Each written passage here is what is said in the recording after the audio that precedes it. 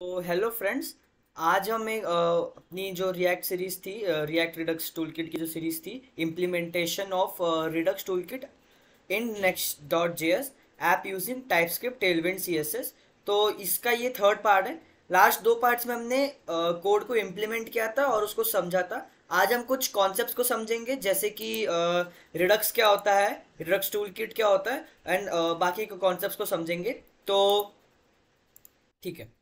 तो अगर अब हम स्टार्ट करें रिडक्स से, तो रिडक्स को समझते हैं। रिडक्स क्या होता है? रिडक्स एक प्रिडिक्टेबल स्टेट कंटेनर है जावास्क्रिप्ट ऐप्स के लिए। ये आपके एप्लीकेशन के स्टेट को एक प्रिडिक्टेबल तरीके से मैनेज करने में मदद करता है। रिडक्स एक सिंगल इम्यूटेबल स्टेट ट्री पर काम करता है, जो प्योर फंक्शंस, जो रिड्यूसर, जिन्हें रिड्यूसर्स कहते हैं, के थ्रू मॉडिफाई होता है। रिड्यूसर्स के थ्रू स्टेट को अपडेट करना हमेशा प्रिडिक्टेबल होता है। तो ये एक रिडक्स का मतलब क्या, रिडक्स क्या होता था, ये था।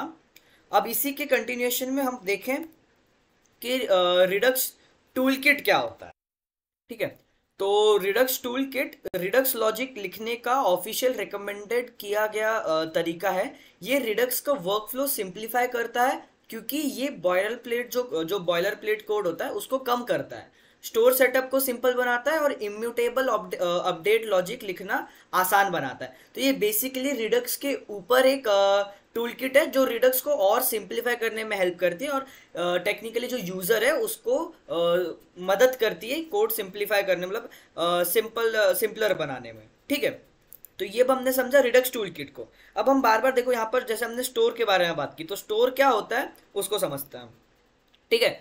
तो स्टोर आपके एप्लीकेशन के का स्टेट होल्ड करता है। आप इसे एक जावास्क्रिप्ट ऑब्जेक्ट के रूप में सोच सकते हैं, जो पूरे स्टेट ट्री को रिप्रेजेंट करता है। मतलब टेक्निकली जो भी हमारा डेटा है, जो भी हमारा स्टेट है, वो कहाँ स्टोर होगा? स्टोर में आके। Simple, right. अब हम इसी के आगे बात करें तो है प्रोवाइडर। प्रोवाइडर क्या है? प्रोवाइडर एक रिएक्ट कंपोनेंट है, जो रिडक्स स्टोर को कंपोनेंट ट्री में से किसी भी कंपोनेंट को एक्सेस करने की अलाउंस देता है। मतलब जो भी हमारा जो कंपोनेंट है, उसको स्टोर में से अगर कोई स्टेट एक्सेस करना है, तो प्रोवाइडर उसको एक्सेस देगा। तो ये हमने समझा प्रोवाइडर के बारे में। तो अगर हम अपने बाद में कोड में देखेंगे कि हमने प्रोवाइडर यूज कहाँ किया है, तो ये अभी हमने समझा प्रोवाइडर क्या होता है। ओके। फिर हम अगर आगे बढ़े तो आता है एक्शंस। एक्शंस क्या होता है? एक्शंस इंफॉर्मेशन के पेलोड्स होते हैं, जो आपके एप्लीकेशन से रिडक्स स्टोर तक डेटा भेजते हैं। ये प्लेन जावास्क्रिप्ट ऑब्जेक्ट्स होते हैं, जो एक्शन के टाइप को दिखाने के लिए टाइप फील्ड जरूरी रूप से रखते हैं। तो यहाँ पर अगर हमने एक्शन पेलोड है, तो वहाँ पर टाइप हमें डिफाइन करना पड़ता है, किस टाइप का डेटा होगा, किस टाइप का डेटा हम भेजेंगे। ठीक है।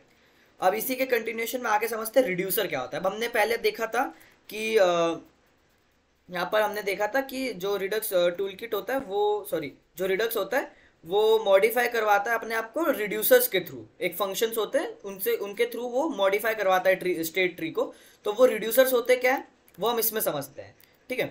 तो हाँ, रिड्यूसर पूरे प्योर फंक्शंस होते हैं, जो बताते हैं कि एप्लीकेशन का स्टेट कैसे बदलता है जब स्टोर को एक्शंस भेजे जाते हैं। ये पिछले स्टेट, जो प्रीवियस स्टेट है, और एक एक्शन को लेते हैं और नेक्स्ट स्टेट को रिटर्न करते हैं। तो रिड्यूसर मतलब बेसिकली अपडेट करने के यूज में आते हैं। जो भी हमारा स्टेट है, जो हमारा स्टोर है, उसको अपडेट करने में यूज में आते हैं। अब अपडेट अगर हमें स्टोर को करना है, तो जो कंपोनेंट है वो डायरेक्टली प्रोवाइडर को जो डायरेक्टली रिड्यूसर को कॉल नहीं करेगा। वो क्या करेगा? यूज डिस्पैच का यूज करेगा। तो यूज डिस्पैच क्या होता है? यूज डिस्पैच एक रिएक्ट हुक है, जो रिएक्ट रिडक्स लाइब्रेरी के थ्रू प्रोवाइड किया गया है। ये फंक्शनल कंपोनेंट्स को रिडक्स स्टोर में एक्शंस को डिस्पैच करने की अलाउंस देता है।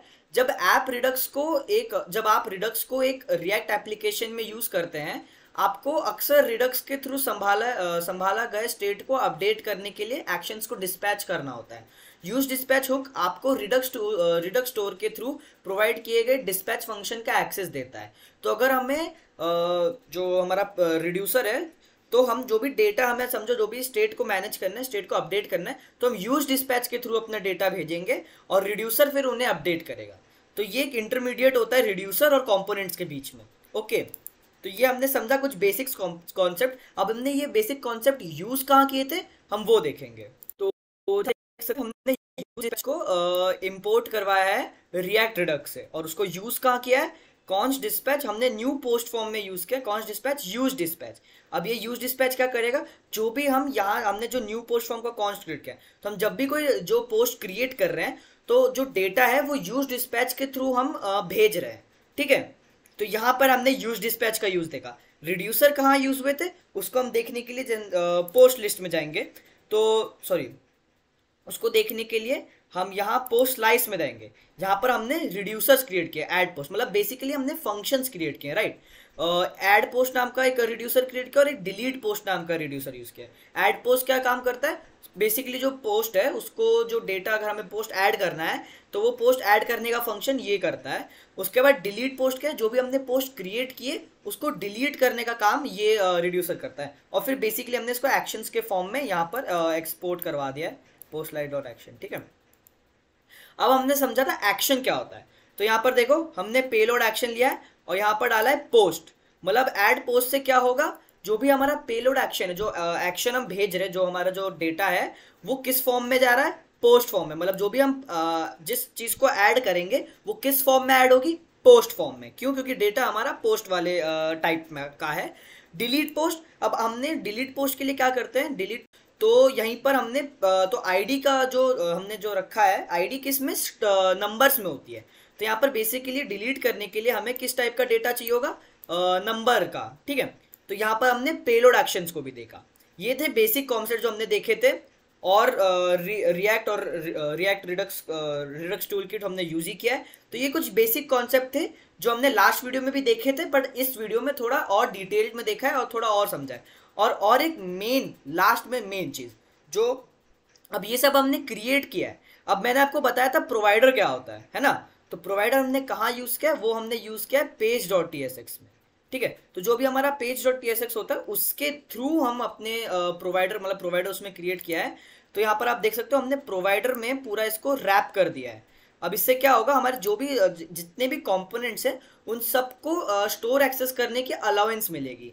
तो प्रोवाइडर एक्सेस देता है, राइट, हमने देखा था प्रोवाइडर एक्सेस देता है, तो स्टोर को एक्सेस करने के अलाउंस देगा ये सारे कंपोनेंट्स को। तो यहाँ पर हमारा प्रोवाइडर भी हमने देख लिया कैसे यूज होता है। तो आज के लिए इतना काफ़ी है।